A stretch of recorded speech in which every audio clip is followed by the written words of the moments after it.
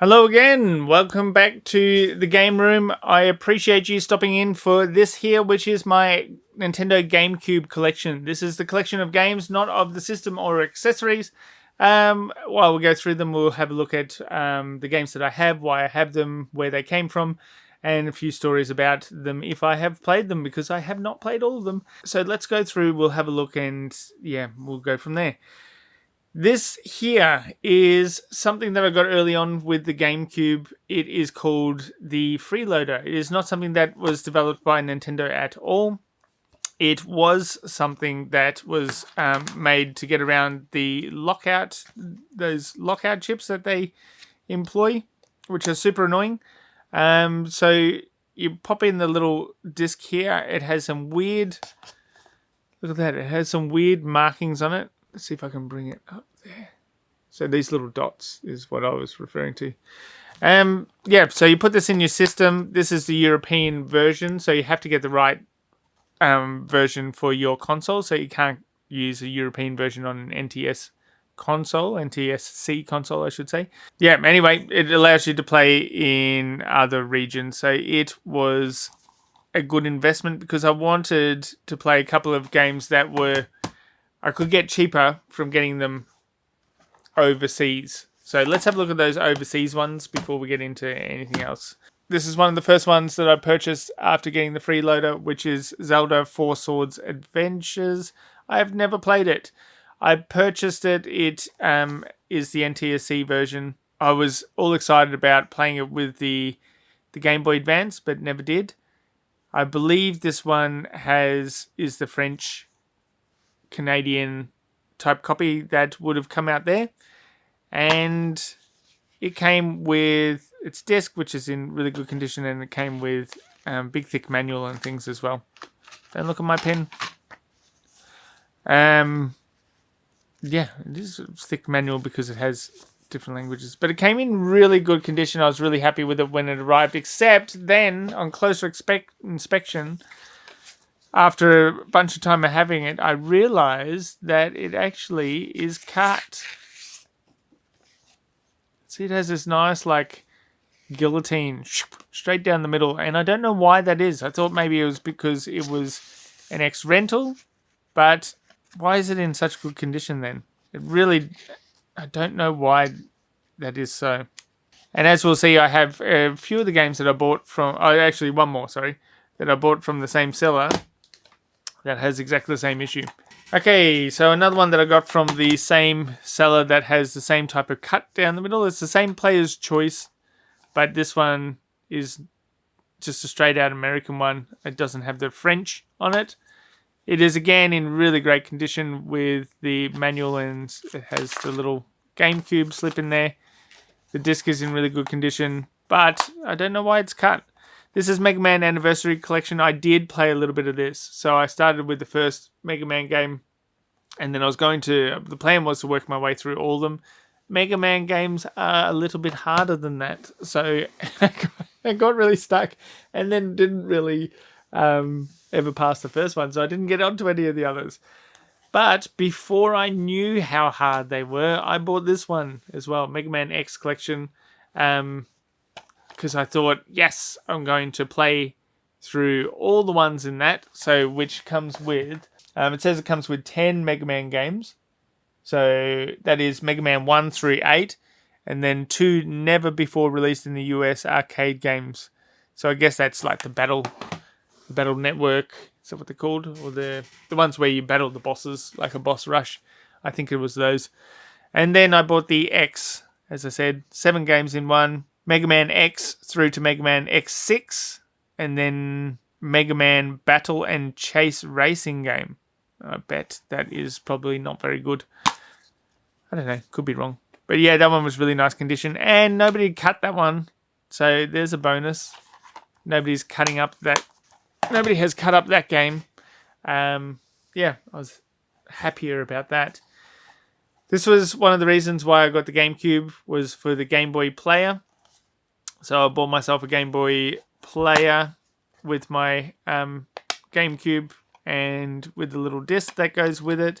Otherwise, you can't play the hardware that that comes with it, which is just just seems like something really backwards. But yeah, that has now gone up in price just for that alone.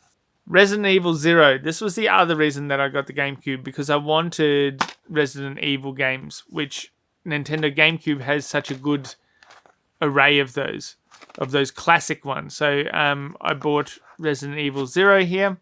Resident Evil 0 is still one that I have not played before. It is not the one that came out first. I don't know about where it came out in terms of the releases, but I'm pretty sure that it came out after number 3. I could be wrong about that, but I am pretty sure that is the case. If I went to play them all again, I should go and play that one first, but I didn't. I had to go at this one, and it's in the wrong case. It's got a G rating there, but it's for general, but it's actually the MA underneath. So this is Resident Evil 1. Because it is in a different case, I've just popped the game disc in there. Something that really annoyed me, the seller that I bought this off of was a local in St. Leonard's, where I used to live, and he knew, I know he knew, because he also sold me a really dodgy controller after this. I thought I'll give him one more try. But this disc, like a lot of these GameCube discs end up getting, has a little hairline crack through the middle. I don't consider this one to be the best of the bunch, but it is really good. So there we are. Here is my favorite Resident Evil. This is the one that I first had back on the PlayStation. I bought 2 games when I got my original PlayStation, and that was Resident Evil 2 from Cash Converters, which was the second-hand shop.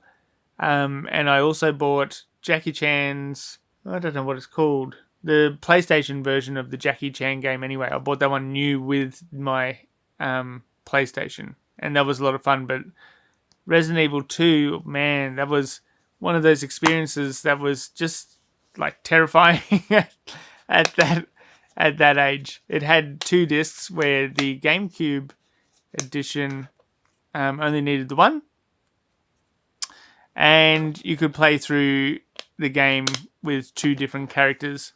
This is one that I really, really enjoyed. Just so fun. And you did not have to play the first one to be able to play the second. I don't think you have to really play any of them in order or anything to get a really good experience from them anyway. But I've never seen anything like it, because the kind of the way that it did that slow burn horror was just something that was so good. I know it had been done before, but I'd never seen it. Resident Evil 3 Nemesis. This one was a great game as well. It seemed like a bit shorter and a bit more action orientated than the second, but it was kind of more like it really felt like a direct sequel. That's what I should say. So instead of it being something totally different, it was very similar, except then you had this big guy hunting you the whole time, which was unique. He could pop out at any time, that Nemesis, and give you a scare. It felt like you were always in danger of getting pummeled by this thing that you couldn't stop. It was a great sequel. It was one that I remember hiring after beating number 2 and just loving it as well. I have never played Resident Evil 4, and I need to, because I played number 5, I've played number 7, so I have gone on and played others, and I played through number 5, and I didn't really like number 7.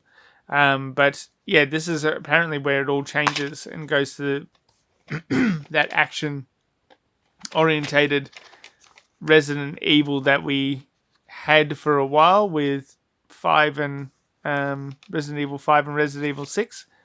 And then it changed again with Resident Evil 7 and Village. But yeah, this was a change that really is one that I need to experience. One of the big reasons why I bought the GameCube, but haven't done that yet. Resident Evil Code Veronica X. I don't know when this one came out in terms of the series. It's got mixed reviews, so I'm not sure what it'll end up being like. But there you go. There's my Resident Evil collection on the GameCube. one of the reasons to own a GameCube. Super Mario Sunshine. My version, my GameCube console came with the disc of Super Mario Sunshine, so I just pieced this one together after that. Haven't played a lot of it, played a little bit of it. It was a weird Mario, but they didn't, it's not like they didn't stop being weird. I reckon that one where they're out in space and stuff, Galaxy, that's a weird one as well. So with his little backpack on in this one, squirting things away with his water pistol, it's strange. I didn't know what to quite make of that one. I was surprised, actually, really surprised that they went from Super Mario 64 into something like that. Eternal Darkness, you hear so many good things about this one. It's supposed to be a really unique horror game. I need to play it. If I had a Resident Evil collection on my Xbox 360, I wouldn't own a GameCube. But this is one of those other games you're like, oh, it's almost worth keeping a console around to play this because of how highly regarded this is in terms of horror and action horror and survival horror. So I need to get onto it. Beyond Good and Evil, this one was supposed to be quite unique as well, which is why I picked it up. I only got this one, like, this was cheap. I bought this one and haven't played it. There's apparently that second one coming out at some stage. I don't know, that one they seem to hint at, but then things take forever to come out there. Here's some weird, look at this, top secret Beyond Good and Evil, top secret mission documents, PlayStation 2. Yeah, I don't know if this was originally in here, if I put it in there. So yeah, one that I'd like to have a go at one stage, but I'm not really super excited about that one. I've held on to it because it's a bit of an oddity and I got it cheap. Getting towards the end, only got 2 games left. Metal Gear Solid, The Twin Snakes. So this was a remake of the original Metal Gear Solid. So not the first Metal Gear game, but the first big foray into 3D that came out on the PlayStation, which I really loved. Pardon the pun, a really solid release, really solid game. And this seemed like it was going to be a great remake with things going into first person and just things that they did that seemed like they had really thought about a different way to take an original game, which they do all the time now, but that was unique back in the day. I'd like to give that one a go. Okay, the last one I have here is Mario Kart Double Dash.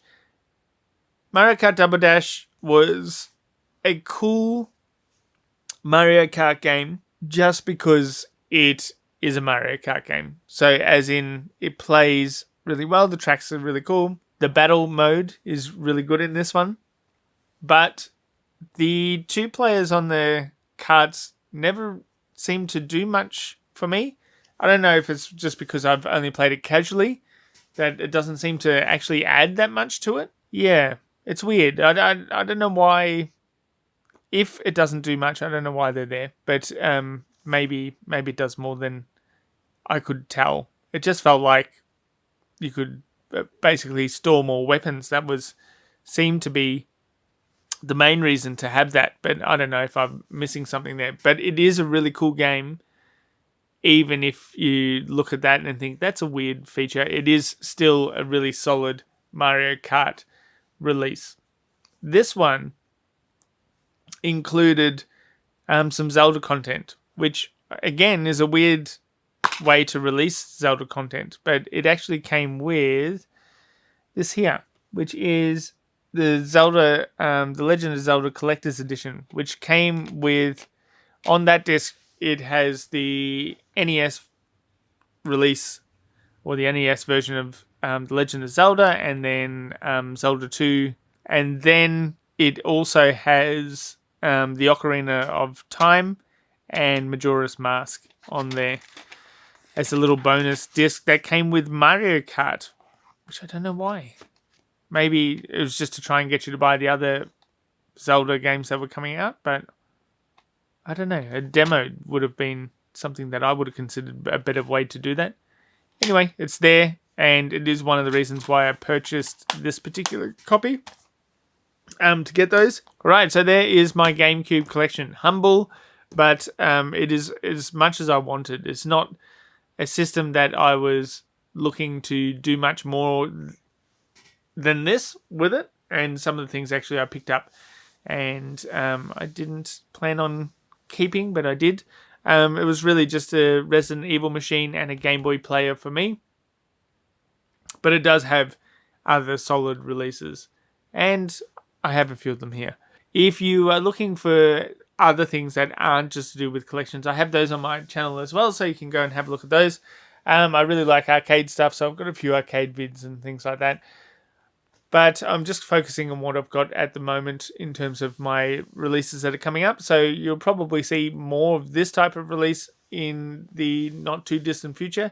And then hopefully some other kind of varied stuff after a little while as well. So yeah, drop on by again. Hope to see you here. I'll still be right here, just waiting. So yeah, come and don't be a stranger. Come on by again. Thank you very much for watching this, and I'll see you later.